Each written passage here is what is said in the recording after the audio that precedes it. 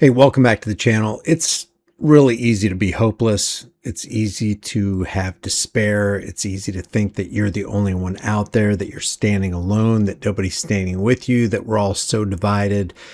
Nothing positive could ever happen. But let me just give you a little hope in this video right here, because there are a lot of people just like you who are sick of the devaluation of our dollar, of politicians promising one thing and delivering the exact opposite, of the national debt going up, the value of the dollar going down, things getting really expensive. It's easy to feel like you're on your own isolated island, and that is the effectiveness and power of divide and conquer. They want you demoralized. They want you depressed. They want you destabilized. They want you to act out of a fear-based response on what's happening. You got Palantir and Flock Safety setting up their digital surveillance, control, and punishment grid, and it just looks like there is no hope. But when I see posts like this comes from the official White House X page, and they've got, what do they have, 4.5 million followers. They say America is worth protecting as they destroy Americans, as they actively pursue you and threaten you and divide you with their political parties and their political parasitic puppets who are answerable only to the banking and corporate elitists. Says America's worth protecting. Well, people see right through it. They understand whether it's the Biden White House, whether it would have been the Kamala Harris White House or the Obama White House or the Bush White House or the Trump White House, the same White House is controlled by the same banking, corporate, foreign interest team owners. That's right. Donald Trump is owned, operated, and controlled by Miriam Adelson, all the billionaire donors in the tech companies like Jeff Bezos, Elon Musk, Mark Zuckerberg. None of these, Sam Altman, none of these people have your best interests at heart.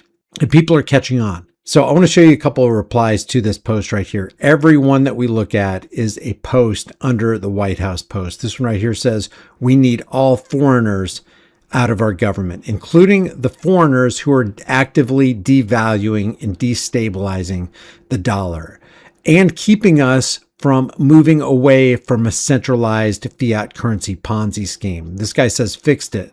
Israel first. This right here says, worth protecting from rich pedos like DJT, Joe Biden, the Epstein class, the Les Wexner class, and all the billionaires.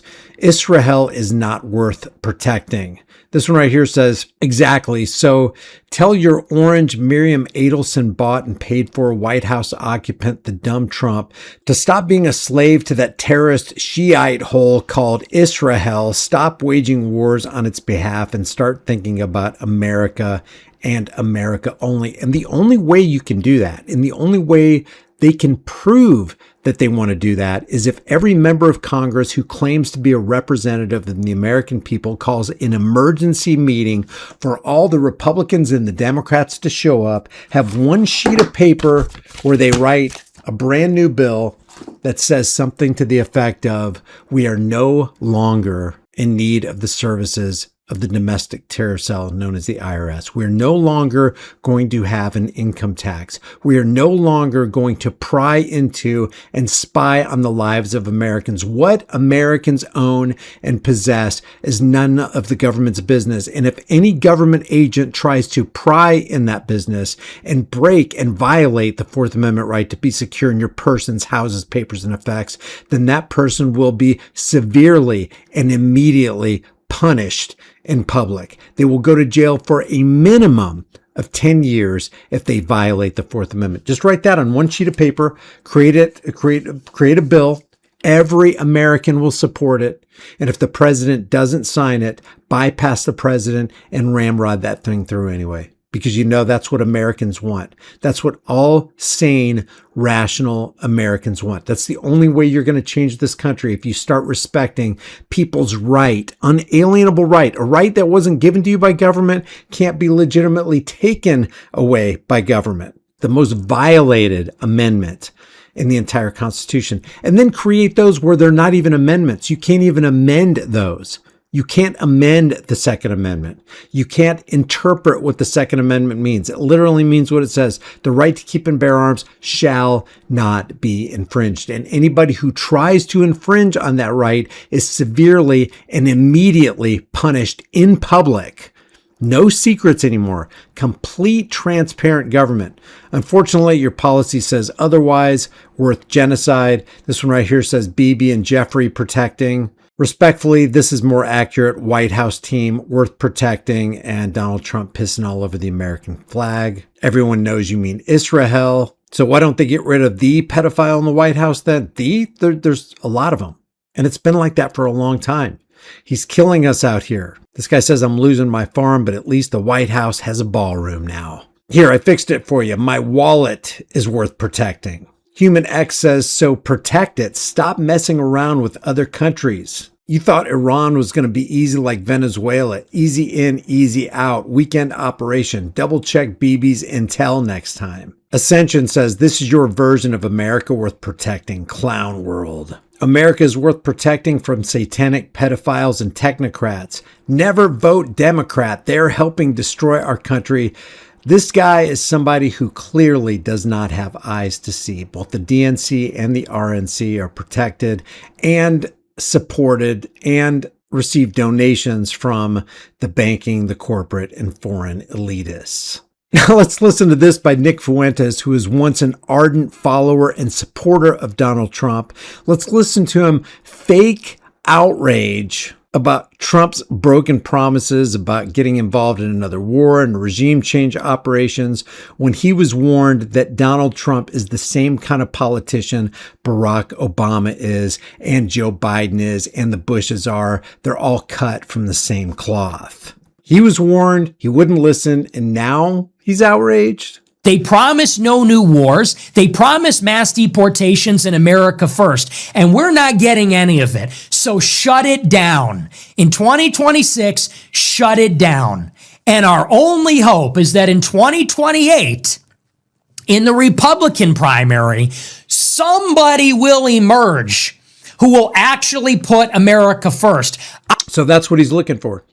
He's looking for a politician to rise up and save us so he can support that politician too, who will later stab his supporters in the back. And then the dog and pony show continues, and people like this will continue chasing their tail. I am not voting for the vice president and the secretary of state that brought us to war in Iran. I won't do it. Don't forget about Palantir.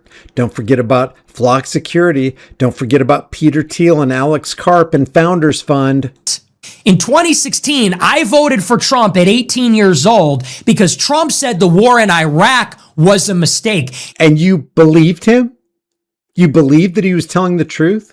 You believe that he would keep his promises? You believe that when somebody becomes a politician that they're not going to become a political puppet like they all do? That it was going to be different this time? You really believe that, Nick? And now you're trying to sell it into the future in 2028? I'm not going to vote for anybody unless they promise me this, and then I'll believe them, and then they become president, and then they're going to turn their backs on us and stuff the dagger deep into our spines and then twist that sucker into our spinal columns. And then I'll believe the next guy that comes along until he stabs me in the back and trips me up and economically terrorizes me and threatens me. He said Rubio was a puppet of the Adelsons, and Vance voted for Evan McMullin, a CIA spook picked by Bill Kristol. I'm now going to vote for that ticket. I'm going to vote for the Rubio-Vance ticket that brought us to war in Iran over my dead body. I would rather die. His words are meaningless. Meaningless. They have no power.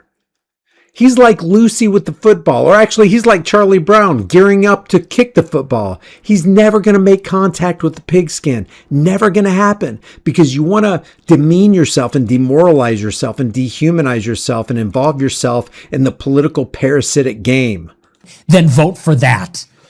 So, in my opinion, 2026, shut it down. You got to burn the house down with them inside, metaphorically. And in 28, you better hope that somebody has a prayer to run the Trump strategy and do another hostile takeover over the GOP. So that they can lie to you too. Otherwise, I'm going to become a Democrat. Like at that point. In other words, I once went for the political parasitic puppets owned by the same team bankers on Team Red, Team Elephant, but this time I'm going to go with Team Blue, who are controlled by the same puppet masters. Rather than be beholden to this country, that is our last chance. 28 Republican primary, we need a Trumpian figure to relight the candle. Someone needs to take the flame and take it further than Trump. He needs to take the baton and take it further and fulfill America first. That is the only way out of this at this point. And anybody that is not on this is not serious. The only takeaway that I have from all of these events, you are not pressuring this administration. All these people told us, if Trump brings us to war in Iran, we'll just tweet about it. Yeah, well, that's not really working, is it? We are locked in here. Here's what we can do. Never Vance 28. We can punish those responsible. We can make it clear. Punish them while they're getting more and more wealthy. And power is centralizing even more than it had been with the tech bros and the big contracts for Palantir. Palantir is still going to be in office no matter who takes the seat at 1600 Pennsylvania Avenue. Flock security cameras will continue to network with Palantir. They'll continue to surveil us and gather our biometric data and sell it to third parties to make not only a profit, but to increase in power. And the only way you break the chain is to step back and stop participating in the chains of your own oppression. They derive power from you, Nick, when you submit to their altar and you pull that lever and you push that button for Team Red or Team Blue. Because no matter who you vote for the guys behind the curtain, the ones who actually control and own the issuance and value of the currency. That's who you're voting for. You never get them out of power. You can vote as hard as you want, as strategically as you want, and they will never, ever be removed. You failed to deliver America first. Your political career is finished. You will never be president off of bombing Iran. That is the message we have to send. Never Vance 28. Never Rubio 28. I'm not voting for the Iran war candidates in 28. I will not do it. And if this animosity that we have, if it doesn't translate into that, then it will be for nothing. And they're going to try so hard to get you back on board. They're going to downplay it. You're not even getting off board when you say you're going to vote for Democrats. You have zero understanding of how politics works and who controls the politicians. Zero. There's no way we can carve out one nanoparticle of freedom in America if you don't understand who's in control and take the axe to the root of that tree, metaphorically. Already are. You can already see the cope about this operation. As he currently attempts to cope about the current operation. But I was there in 2018, in 2016. Okay, I lived it. I lived the first Trump revolution. I wore the MAGA hat on the college campus. There was no revolution. He was bought and paid for by Israel back then. You just refused to see it. Okay, we got banned on Twitter. We got persecuted for this the first time. We are the OG vanguard of American nationalism. We have to make a comeback in 28. And we have to take our own side. It's always somewhere in the future. It's like this Q psychological operation. The breadcrumbs, we're just around the corner. We're 2 weeks away. We're 6 weeks away. We're 4 weeks away. Oh, okay, the strategy has been reworked. Wait till 2028. Wait till 2032. We're going to get this thing. It's going to be right this time. We have to be the biggest, loudest faction, and the GOP needs to know they will not win without us, and we're going to let them fail if we have to.